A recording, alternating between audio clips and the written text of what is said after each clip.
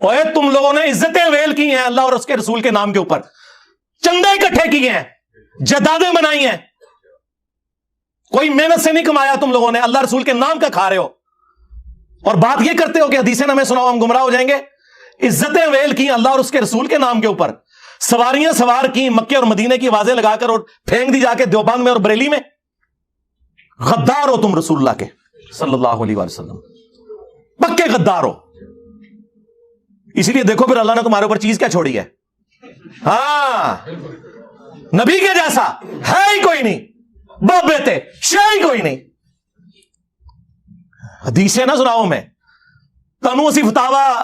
شامی سنائیے درِ مختار کے حاشیہ رد المختار، جس میں لکھا ہے کہ اگر آپ کو یقین ہو کہ اپنے خون اور پیشاب سے سورہ فاتحہ ماتھے پر یا تعویذ لکھنے سے شفا ہو تو آپ کر سکتے ہیں۔ اے تیرے بابے نہیں کٹر ٹھیٹ انفی۔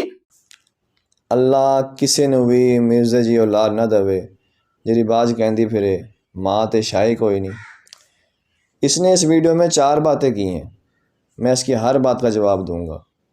ویسے میں بات کا جواب دیتا ہوں، بکواس کا نہیں، لیکن اس کی بکواس کا جواب دینا لازمی ہے کیونکہ یہ ایمان خراب کرتا ہے لوگوں کی اور غلط فہمیاں پھیلاتا ہے۔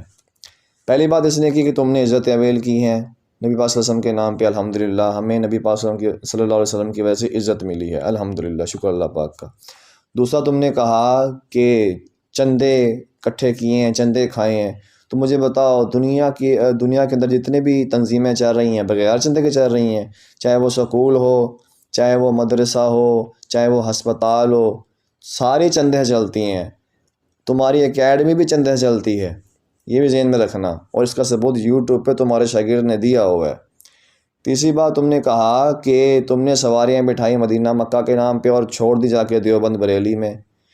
تو میں تم سے یہ کہتا ہوں کہ تم نے سواریاں بٹھائیں مکہ مدینہ کے نام پہ اور چھوڑ دی جا کے تم نے قادیانیوں کے پاس اور ملدین کے پاس، جس کے ثبوت یوٹیوب میں موجود ہیں،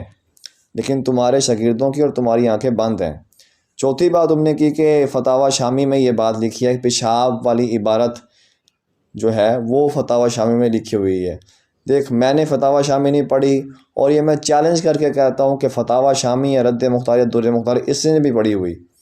میرا مرزا جہلمی اور اس کے اسٹوڈنٹس کو کھلا چیلنج ہے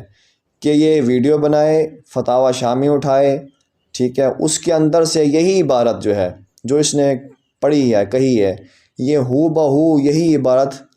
پڑھ کے لوگوں کے سامنے سنائے۔ اگر سنا دے اور یہ ثابت کر دے کہ واقعی ایسا لکھا ہوا ہے، میں مرزا جہلمی کے حق میں آج سے ویڈیو بنانا شروع کر دوں گا، ورنہ